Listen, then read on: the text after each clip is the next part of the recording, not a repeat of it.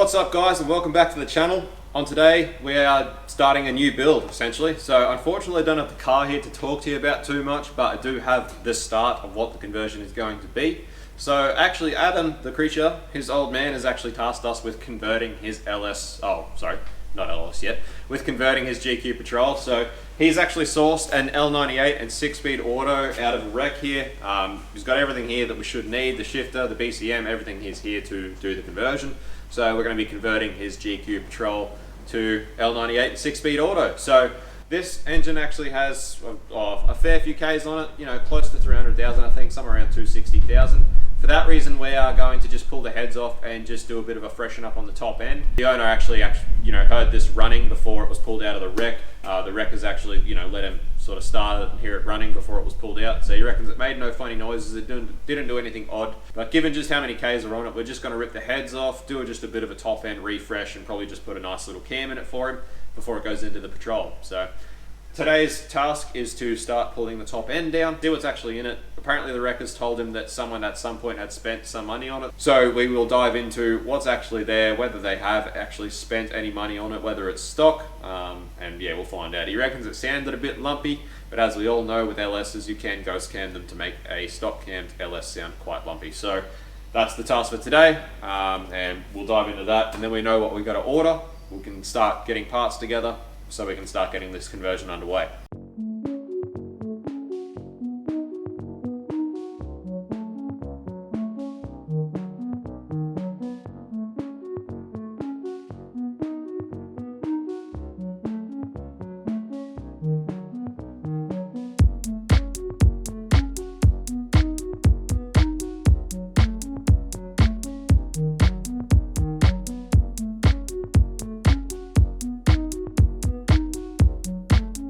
Righto guys, so we're moving along with this thing.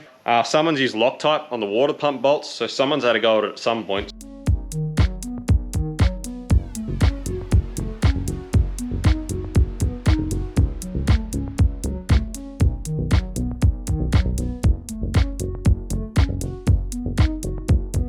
Alright guys, so this is where we've ended up. We've got the thing pulled most of the way down that I wanted to today. Definitely looking like stock springs. Stock springs in there, rockers seem to all be stock. We'll pull this front cover off. We've got our single bolt cam in there, which usually is stock. Most of the time if you're doing a cam upgrade on these things, you'll swap to a 3-bolt cam gear setup. Timing chain looks a little bit slack. It looks like a stock L98 tensioner setup as well down there. So I'm going to go ahead and say that this thing's all stock. Would be my consensus from this. Looks like probably someone has done a water pump sometime lately, so I won't bother getting a new water pump, but whoever did it used some RTV and Loctite on the bolts, which is beyond me, but anyway, some people do weird things. We can go ahead and order our top end components that we want to get. This thing's going to get just a cam and spring upgrade, some rocker trunnion upgrade, and that's essentially it. Just a nice little cam package. We're also going to just shave the heads, probably 30 or 40 thou, just to get some comp into it. So it's a little bit towier for the Patrol, move all that weight. We're just going to choose a nice little cam, little toe cam for this thing. Doesn't have to be something crazy, but just something to give it a little bit more go and a little bit of that sound. So the fact that it's all stock is actually really probably a good thing. Hopefully it means that it hasn't really been messed with at all. Hopefully the gearbox stream was left stock in the ECU and everything else, and the gearbox is all safe and everything's fine.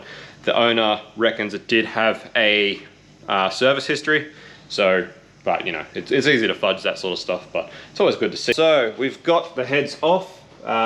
We've pulled the heads off, ready to get them sort of machined this week, now that machine shop's back opened. So with this thing, I think I already mentioned, but we're gonna skim about 30 thou off them heads just to get compression up a little bit.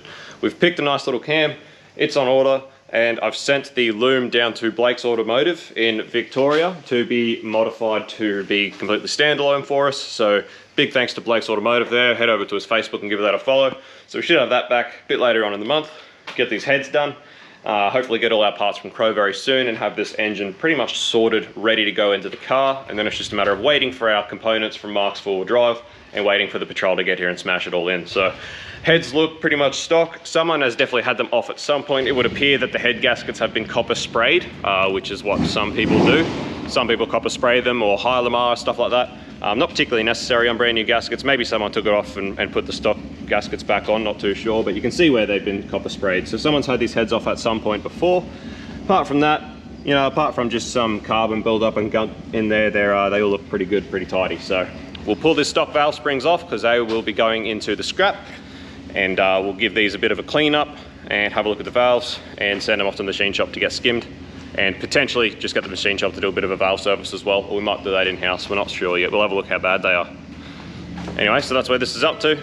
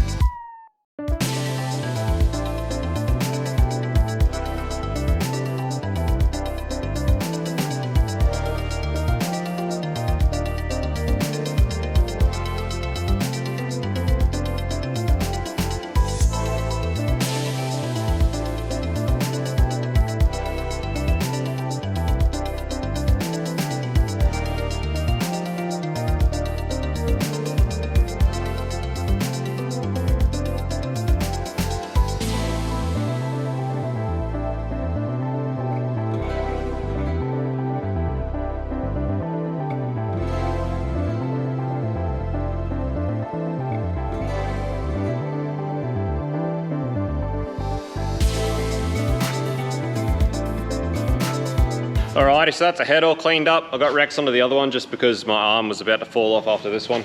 Not very good for the old bung arm. I was swinging off the drill on the wire brush, and doing the valves with that valve spring tool this morning didn't really help. But we're not worrying too much about the deck surfaces because these are obviously getting decked around 30 thou, like I said.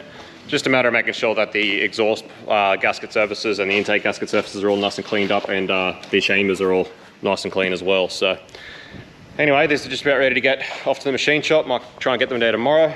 I'll give them a call and hopefully get this thing sort of happening. Alright guys, we're getting back into this 6-litre petrol conversion now. It's been a little bit of a wait. The biggest wait has been waiting for the rest of our parts from Marks for driver's adapters. We're using all Marks gear to do this conversion, and Marks had to wait for sumps. They were waiting for a shipment of sumps from the States. So they were waiting on sumps before they sent the rest of the kit out, and that's pretty much been the biggest wait. In the meantime, as you saw, the heads are now back from the machine shop. They've been serviced and skimmed 30 thou, so they're ready to go. We've got all of our cam package here, which we had in stock already anyway. The thing is that we didn't have the room in the engine room to go ahead and get the motor ready. And we didn't have a sump to put on it. So without having a sump to put on it and completely seal the engine once it's finished, I didn't want to touch it because we didn't have room to keep it in the engine room for that sort of period. So we were waiting for our sump to get here. Now that our sump's here, we can get into getting our engine ready. Once the engine's ready, well, the patrol will be coming out later on this week, and we can get stuck into our conversion. So the last thing we're waiting for at this point, besides the car obviously, is for our loom to come back from Blake's Automotive there in Victoria. So hopefully we're hoping to have that back this week. So hopefully we can smash this conversion out real quick. So I'll show you through all the marks here as we go. For now, biggest thing at the moment is I'm going to actually go clean up all the tops of these pistons, get rid of all this carbon deposit, and clean this deck surface. That's going to be the first thing I'm going to do. And then I'm going to continue to pull this engine down and clean up what we've got to clean up and start getting it together with our juicy upgrades. So we'll tune in when we've got it cleaned up a bit. Alright, looking a bit more like it now. We've all cleaned up and finished the pull down process, ready to start the reassembly process. Now, upon pulling down, we actually found that it was a Melling Select oil pump in it. So that's a bit of a win for the customer. Aftermarket pump, also pretty standard L98 things. The actual guide on the chain guide, the plastic guide on the tensioner, whatever you'd want to call it, pretty common L98 thing for them to go, and that was gone. So, you know, someone's been in the front of it before, but yeah, at least we got a nice Nice millings pump there, that was a nice little score. So apart from that, everything else looks fine, all the vitals look good, bores are really nice, lifter bores all look great. So pretty much at this point now, it's just time to start the reassembly process. We've got a few modifications to make along the way for it to fit properly, and a few new goodies to add as well from Mark's wheel drive. So we'll get into our process of doing that. So first things first, here we've got our new cam. So this is a Crow cam. We deal mostly with Crow cams for off-the-shelf grinds. If you're looking for a cam, you can go to our online store. We do sell the complete range of Crow cams, as well as we do them in full kits for cam kits and stuff for your LS as well. So for this particular combo, we've chosen a 219 227. So the bloke we're doing this conversion for, he is an old school hot rodder at heart. So being that it is going to be the 6-speed auto as well, we've got plenty of sort of gear to play with. So we decided to go, you know, a little bit bigger on the cam, being that it's going to be an aspirated 6-litre, not ridiculously big. It is a 4-wheel drive. We do need it to be a bit of a torquey cam, but we also wanted it to sound good and go pretty well as well, being that we've got 6 gears. So that's why we've chosen the cam that we chose. We think it's going to perform really well paired with the 6-speed in a patrol. And we also think that the owner is going to love the sound. It's going to sound really nice.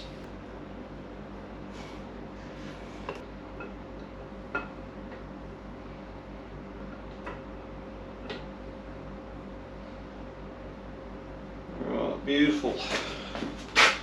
On cam installed. Alright, so the next thing to go on is our brand new cam retainer plate. Now, it is very important that you actually either make sure that this rubber is in good condition, or the best solution is just to use a brand new plate.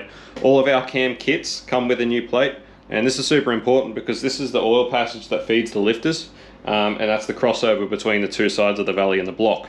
So if this rubber is damaged or in bad condition and you're leaking oil out of the rubber because it's quite high pressure through this area, what you'll get is an oil leak and a massive drop in oil pressure at those areas, which is, you know, pretty vital.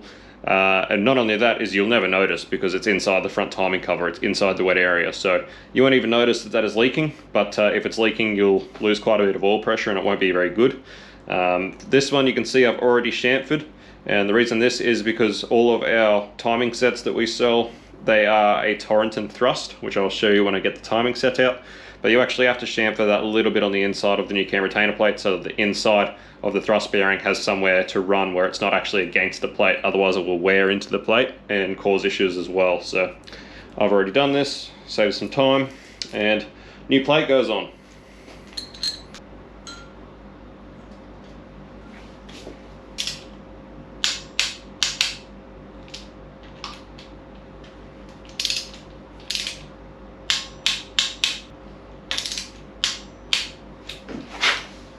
Alright, cam retainer plate on and torqued up. Alright, so before we go any further, I'm going to start soaking the lifters. So we here at Onsong Performance always pre-soak the lifters because we hate the idea of starting an engine and loading up the lifters while they are dry.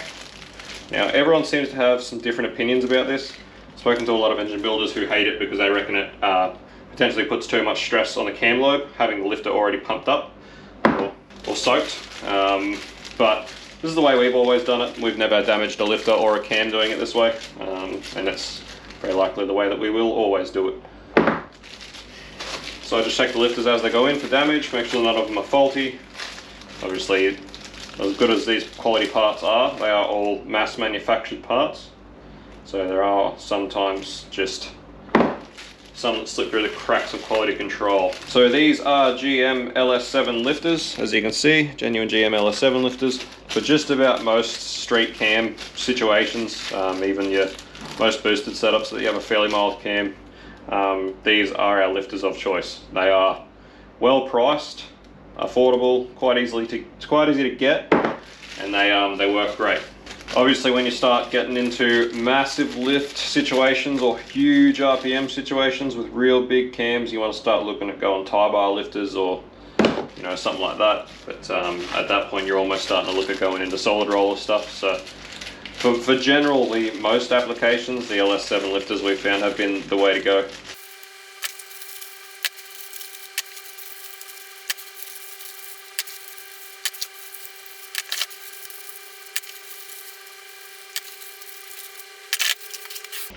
Alright, so have our lifter soaking while we continue on with some other stuff. Alright, so the next thing we're going to be replacing is this little lever. This little dumbbell goes into the back of the block. This is where it would feed the oil filter, then come back and then back into the block and through the rest of the sort of engine. And this the same thing can happen with these, where when they get sort of pretty sad and these O-rings get sad, you can actually just start pushing oil straight out the back cover down into the sump. And it's the same deal where you're going to lose oil pressure, but you're never going to know that it's actually leaking. So it's pretty common practice. Plastic, you know, it ages, it gets old, it gets brittle. It's not the best. We replace them with a actual aluminium unit. Now, not only this, as these are actually a bit of a pain to get out of the block, the aluminium ones have a thread tapped into the back, which makes them very easy to remove. Much better for serviceability, and just a all-around more reliable unit. So just another one of those reliability upgrades. Just a good thing to think about while you've got your LS pulled down this far. So next on the list, we've got our new timing set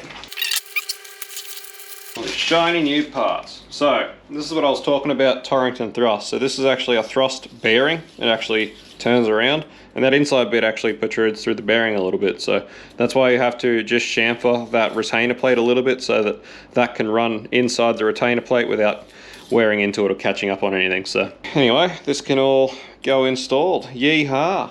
Actually, to install this, I need our new ARP cam bolts. Alright, new ARP cam bolts. These come with all of our kits as well. Customary. We're also using a LS2 style tensioner. We're doing away with the L98 style because they're crap. As we all know, they are the plastic guides on them tend to just fail and give up. Actually, when I pulled this down, the guide was actually missing off the tensioner. So there you go. But anyway, we switched to the LS2 style, which is just one solid rubber block. These are much more reliable.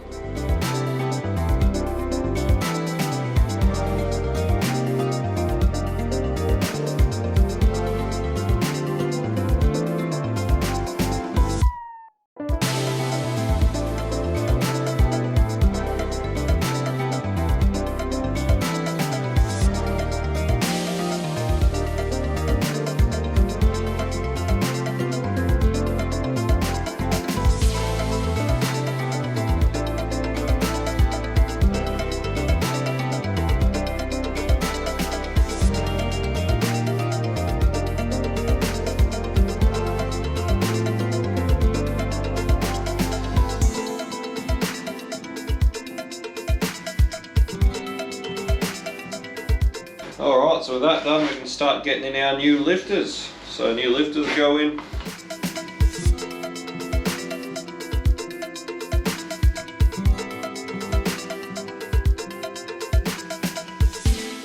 Alright, next piece of the puzzle is our brand new lifter buckets. Another one of those pieces that is internal of the engine and is plastic. So it's one of those things that we just like to always replace with new, just due to the fact that plastic pieces get brittle and break. Alright guys, so we're just oil pump and a few engine covers away from having the engine block side of things done. And then we can move on to getting the heads prepped and ready and get them ready to go on. But that's all we've got time for today, so we'll pick this up again in a minute. Alright guys, so now we're moving on to getting our heads together for this LS Patrol. So I've already gone ahead and checked the install heights and we are good to go for what this cam is going to be. These are our new Crow cams, dual valve springs, nice and heavy. Never have a problem with these springs in this thing with this cam. Going to be really good. So these come with new valve stem seals as well, which are also the spring seat, new retainers and new locks. So whole package deal. And these are the springs that we offer with all of our LS cam packages. So there are a number of reasons that we like to use a dual spring over a conical. Firstly, obviously you can get much higher seat pressures with a lot more travel before you get into coil bind using the second spring. But the most important reason that we like to use these all the time over conicals, no matter what the actual application is due to the fact that if you happen to damage one of the springs, because you know sometimes springs do break, it does happen, at least you have another spring in there to at least hold the valve up. You're going to notice, you're going to hear it, you're going to know something's wrong, but the chances of you maybe saving your engine rather than dropping a valve and hitting a piston and destroying a motor, you know, you're much more likely to save it using a dual spring. We've seen a lot of motors come through, particularly LSs with conical springs and stock springs, that have snapped springs and dropped a valve and hit a piston. And for the most part, usually you end up with a cracked sleeve, and sometimes we've even seen it crack the sleeve and crack the alloy behind the sleeve, which essentially just means the block's pretty much a throwaway at that point. So it can be extremely bad. So that's why we always like to use doubles for everything. So anyway, now I've done install heights, I'll just clean this up a bit more, and then we'll go ahead and install our new valve stem seals, and then we'll get our heads together.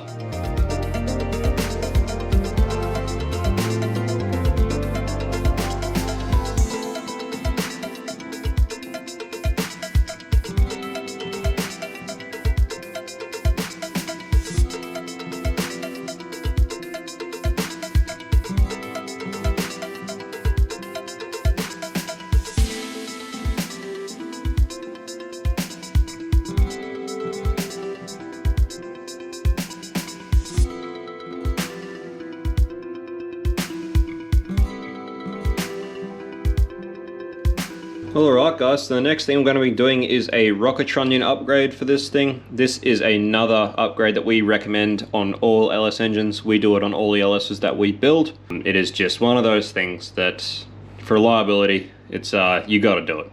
So we offer this kit along with another kit we actually offer as well on the website. For something like this engine that's going to be fairly mild cam and not do a heap of RPM, something like this white box kit is fine. These come from Crow Cams, these ones. And these are a little bit more of a budget friendly option. You know, they do the job, they really work great. They eliminate the risk that's involved and the reason we do the upgrade. And you know, they work fine in moderate RPM and mild cam applications. If you've got something where you want to go huge cam and big RPM, we do offer a CHE trunnion kit. Which is very similar. However, the actual trunnion arms have just a little bit better oiling design.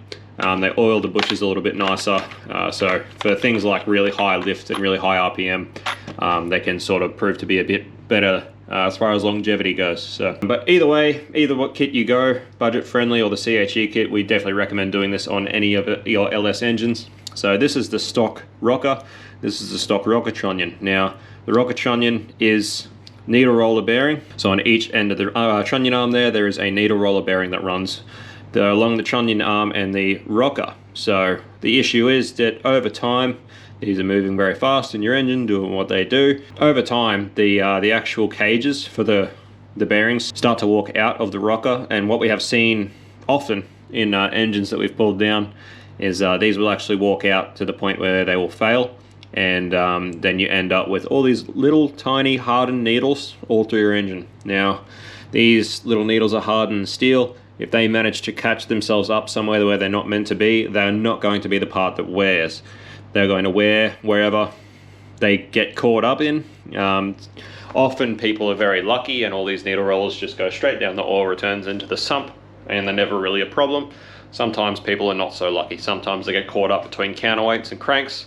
And blocks and stuff like that. You get really big grooves that just wear themselves into counterweights, into blocks, and other things like that. It's not nice when they get caught in places they're not supposed to be. So, as you can see, there's a little bit of an element of risk there as far as reliability and longevity goes, which the solid brass bush, they're not actually brass, they're a oil impregnated bronze is what they actually are. So these are an oil impregnated bronze bush. They're a solid bush, there's no needle rollers. You eliminate the risk of having needle rollers scatter all through your engine. So this is another thing we're going to be doing today to complete this cam upgrade kit on this engine and have it nice and reliable for years to come. Alright, so first thing we're going to want to do is to press out the old trunnion arm and bearings. Forgive me, I'm trying to do this with one hand while I hold the camera. Drill presses it enough, just pop out like that. These are the little needle rollers I was talking about. Not something you want, not very fun. So do that, flip that over and press out the other side, and then we end up with an empty rocker. So there we go, nice and empty. So we repeat that for all of the rockers. Alright, so with all of the old trunnions pushed out, we can now fit our new upgraded kit. I like to use a vise just because it's quick and easy. You can use a press if you like, but these things don't require that much force and generally find that a press just takes forever. So in the optional toolkit that you can also buy, they come with these washers for installation. So these washers just fit over the trunnion arm, which allow you to actually press these in. which is a requirement, but toolkit's purchased separately so that you don't have to obviously buy it more than once if you're doing a fair few of these upgrades, like we do. So there you go. That's all it is. Both pressed in, bronze impregnated bush, oil impregnated bronze I should say. And so after that all there is a circlip to go on either side, which we install with little baby circlip pliers, and you are gone with all of your lift limiting needle roller bearings. Now I know a lot of people swear by just upgrading to a better needle roller. You can buy other needle roller setups that are not lift limited. There are plenty of good brands that make them. If you want to go that way, that's all good. We still generally try and steer clear. We just don't like the idea of having needle rollers there where we don't really need them. Not only that, but when you're installing a new needle roller set to a rocker, if you don't have those two needle rollers perfectly aligned, you're going to have that same issue where they're going to try and walk out. So I've talked to quite a few machine shops about this that we've worked with over the years. All of them agree that, yeah, unless you have something to make sure or ensure that when they're pressed in, they're perfectly aligned, you're always going to have issues with them. So that's why we try and steer clear of them, and we just stick with a solid bush type, which both of the types we offer for sale on the website are solid bush. So there you go. All upgraded, ready to go. All right guys, so the next thing we're going to be looking at is our Mellings oil pump. Get it ready to go on.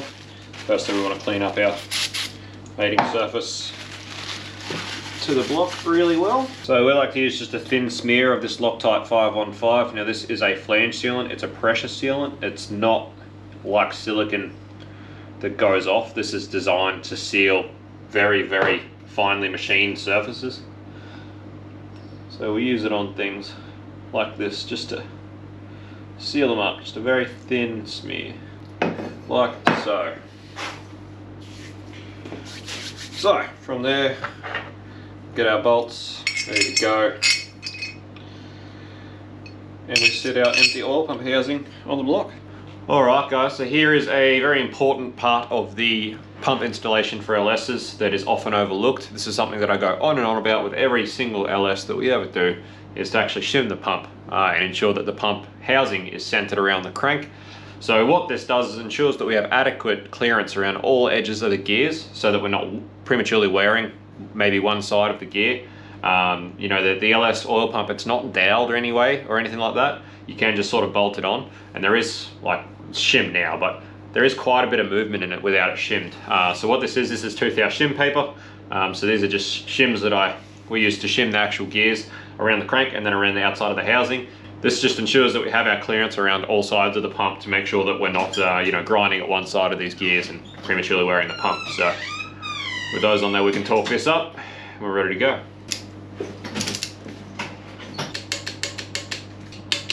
Alright, so with that all shimmed up, we can, torqued up I should say, we can remove our shims.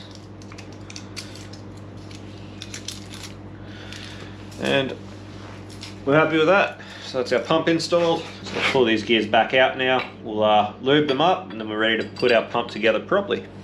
Got some assembly lube on our gears.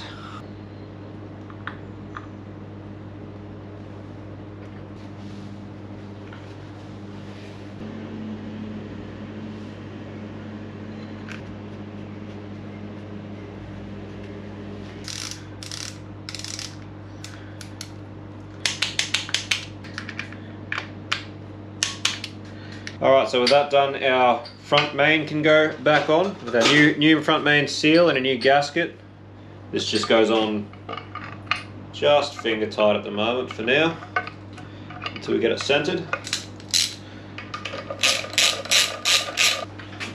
So here we have our brand spanking new upgraded rear main plate. We put these on every single LS we do. Upgraded, it's thicker so it doesn't warp as easy. It's got a thicker ridge on the bottom.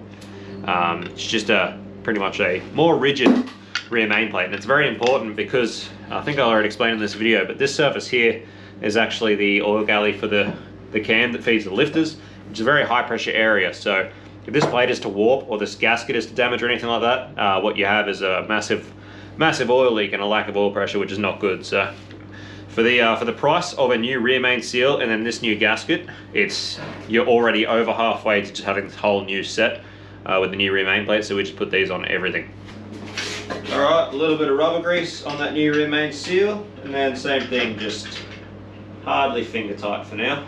So you'll notice when you use your new main plate, it comes with all new bolts as well. These bolts have a bigger bolt head on them, which again is all about that rigidity of the part. So they're a 13 mil head instead of a 10 mil. Alright, so next up we have some cool new parts, which is nice. So this is our new windage tray to suit our sump from our conversion kit. So this is from Mark's Adapters. It goes on there, which seems to be fine. So this here is their new oil pickup, which actually comes with a fresh O-ring, which is nice. There's already one in there. This is our new sump from Mark's 4-wheel Adapters. Comes fitted with a new gasket and also comes with new bolts, which is nice. Before I go any further, I just have to confirm all of the dipstick location and everything like that. Alright, so I've been home, I've had dinner, I've done my dad duties. Now we're back. I've knocked out the Welsh plug that plugs up at the stock dipstick location in the block for rear hump sump. And that's where this dipstick obviously is meant to be situated. So that works for that. So now I can continue on with getting the windage tray and our pickup and our sump onto this thing, so we can get the bottom end all buttoned up. We can start looking at the heads. So from here, I can come back out. Just wanted to test fit that. Alright, so with some rubber grease on the O-ring to ensure that we don't pinch it when we install it. I'm going to go ahead and install the pickup.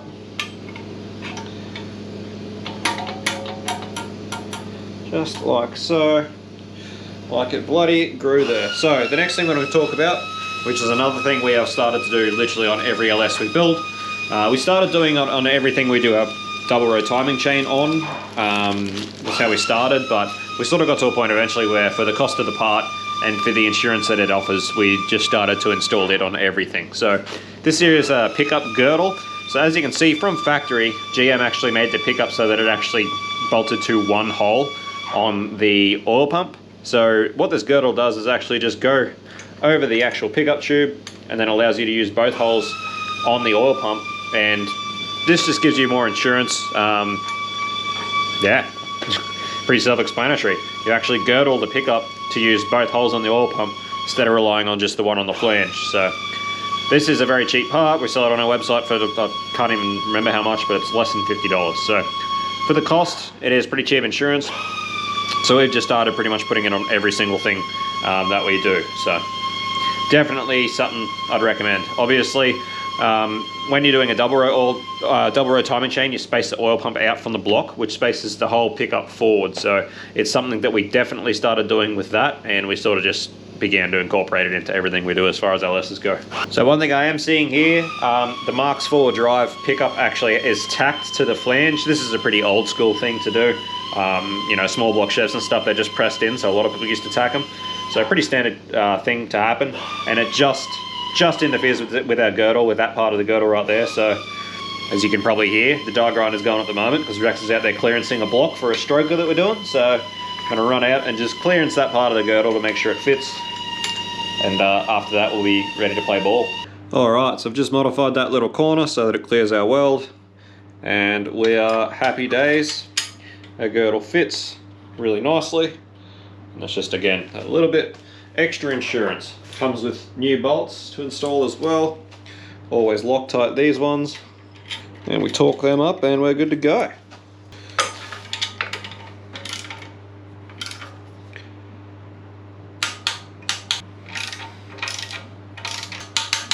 Look at that, bloody beautiful. So with that done, check our last two nuts on the windage tray on the pickup.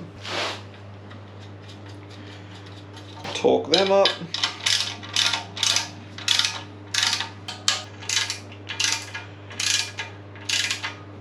There we go. Pickup is installed with our girdle ready to go. And look at that. Bloody gorgeous. Alright, so we're now ready to install our sump. As always, just a little bit of silicone on these joins. Just a dab on the joins here. new sump. Fits very nicely.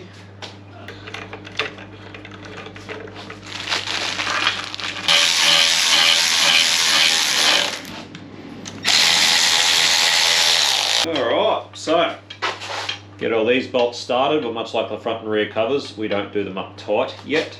It's all looking like it's fitting pretty good. And I'm pretty happy with all that. So now I start with the back cover. Then we center it around the crank and we line it up with the top to make sure it's straight. Then I go around and torque up all of them bolts. Alright, so with the rear plate torqued up, or torqued to all the bolts I can get, it's time to put the balancer on so we can center the front plate.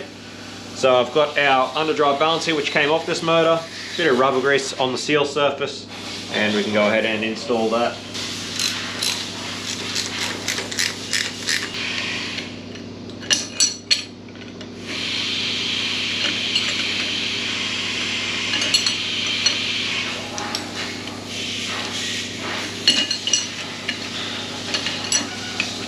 So having this balancer on around the seal surface obviously is going to center our seal. From there we can straighten up the plate, then we torque up the front.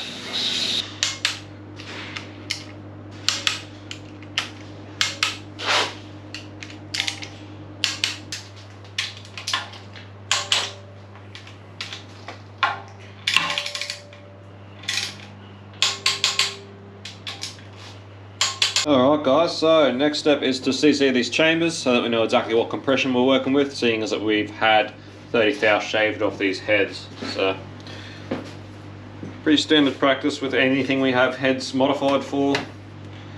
Always CC the chamber. But we are working with, I'd say, bang on 66 cc's. Check to make sure nothing's coming out of the ports. Make sure our valves are sealing nice and great, and we're up to go. So, righto guys, so next things is to actually install the heads. We've got our new set of GM head bolts here. Now obviously a lot of you already know LS head bolts are torque to yield, which means you cannot reuse them. So new GM ones for this thing, because there's no talk of any boost or anything in the immediate future, so the stock GM ones will do just fine for what we want to do with this thing. So we'll get our new head gaskets on here and get our heads installed and torque them down, and it'll be happy days. So I've already wiped down the deck surface and the heads with thinners, so they're prepped, ready to go.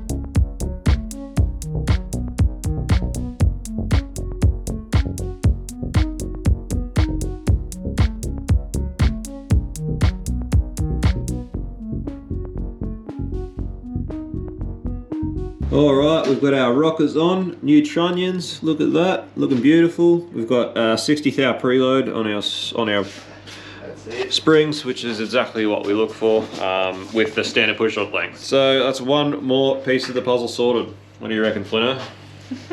Huh? You give it a hug at the moment. Yeah. So also got the water pump on, so that's ready to go. That old balancer bolt's not staying in there, we've got a brand new one for that. But apart from that, we just got to put our covers on, which I still have to modify to suit the patrol. So we're still going to modify them, clean them up, and then they can go on. Then we're good to go. So motor's just about ready to be shoved in there.